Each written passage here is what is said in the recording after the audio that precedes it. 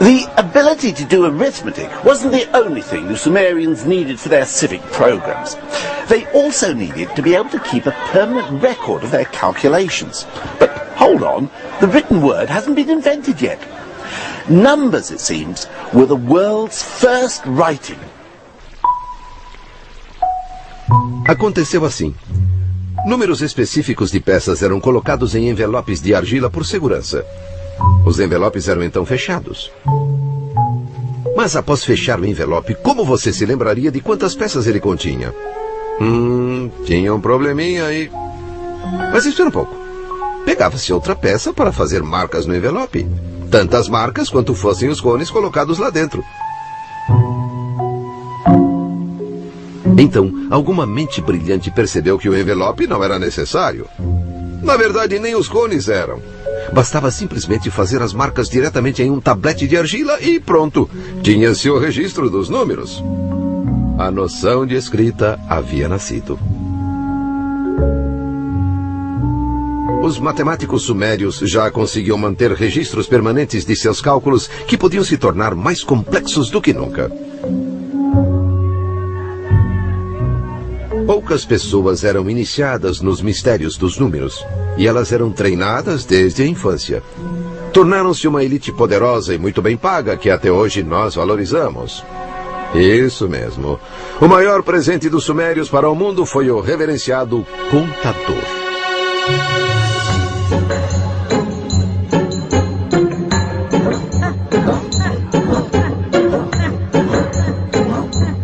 O número 1 foi disciplinado e organizado como jamais fora. Tornou-se uma ferramenta poderosa que podia ser usada, por exemplo, para construir impérios. Exatamente o que aconteceu com o número 1 em sua encarnação seguinte. O número 1 se torna uma medida.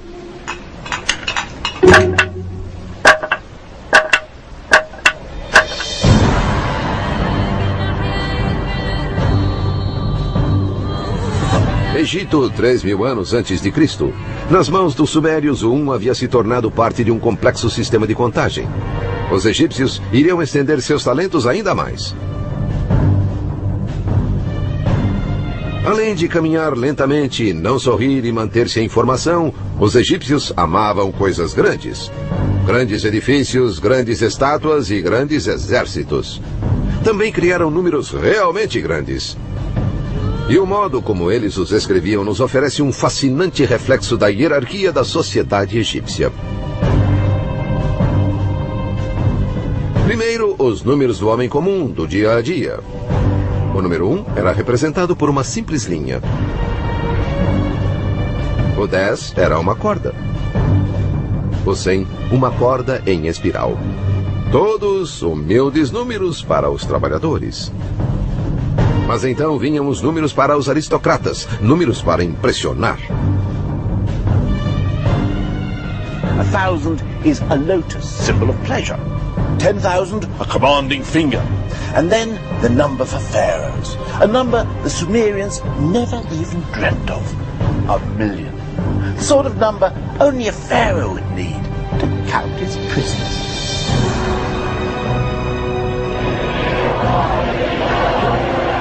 Era o primeiro 1.000.000 da história. E o símbolo que eles usaram foi o de um prisioneiro implorando perdão.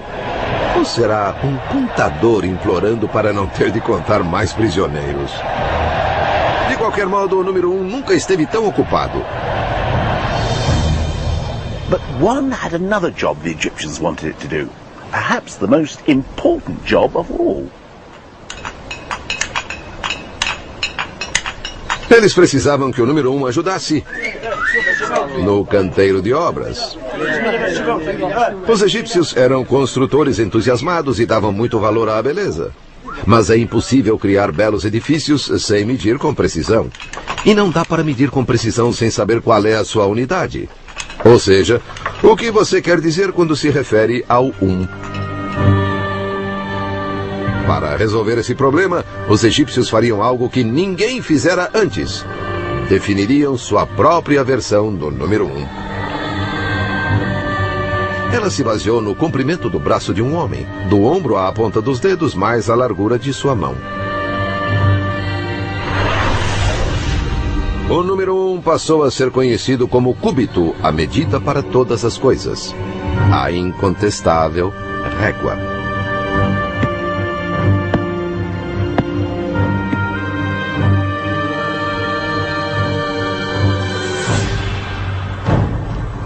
Estes uns oficiais, os cúbitos mestres, de tão importantes, eram guardados com todo o cuidado nos templos. Faziam-se cópias deles, que eram então distribuídas para que em todo o império, em qualquer projeto em construção, todos soubessem o que se queria dizer com um. And with this simple measuring stick, the Egyptians were able to complete their vast construction projects with astonishing accuracy. Se o número 1 não tivesse se tornado o cúbito, algumas maravilhas do mundo poderiam ser, um pouco menos maravilhosas.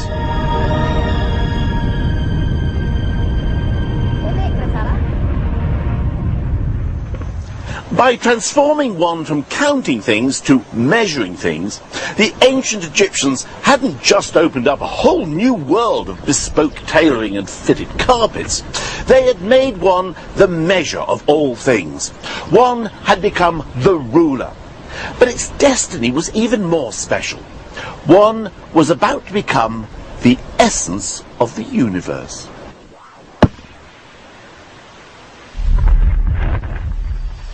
O número 1 se torna um deus grego.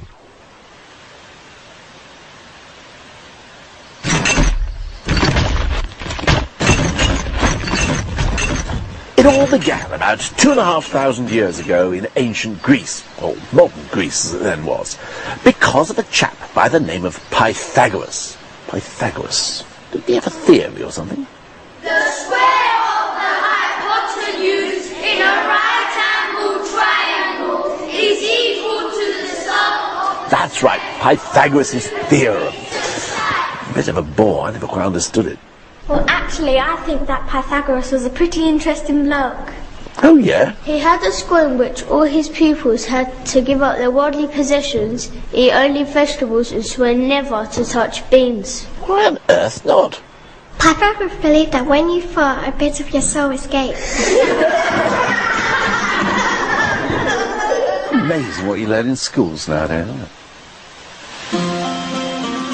É verdade que Pitágoras tinha lá suas maluquices. Ele estudou no Egito, no Oriente Médio, e quando voltou para casa formou sua escola vegetariana de matemática. Lá dedicou-se a explorar as maravilhas e mistérios contidos nos números. Pythagoras was the first man to come up with the idea of odd and even numbers, and he gave them sexes. One was male, two was female, and so on. Ele também gostava muito de números inteiros, coleções de uns.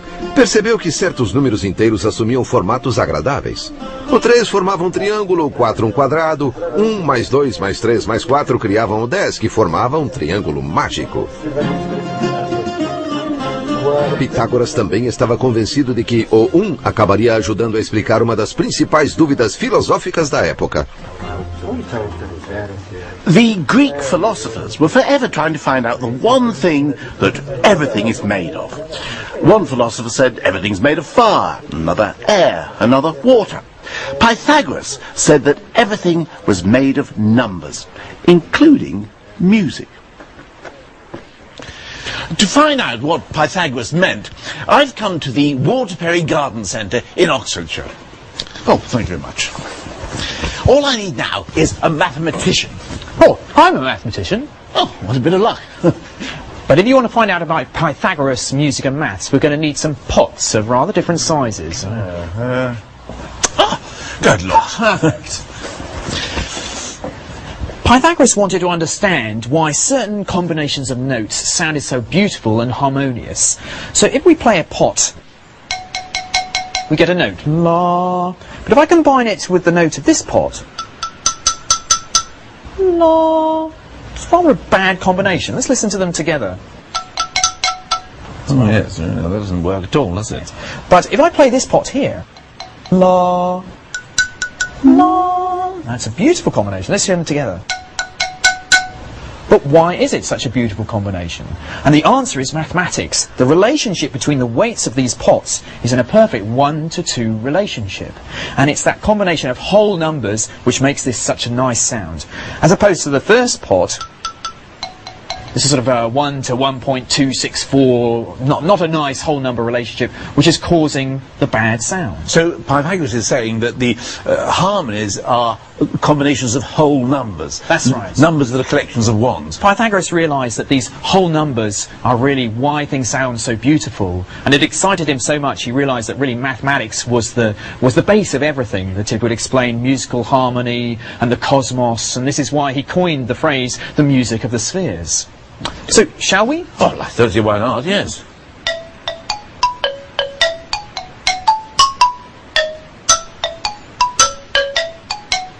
Se a beleza da música confiava nos números inteiros, Pitágoras concluiu o mesmo deveria acontecer com tudo.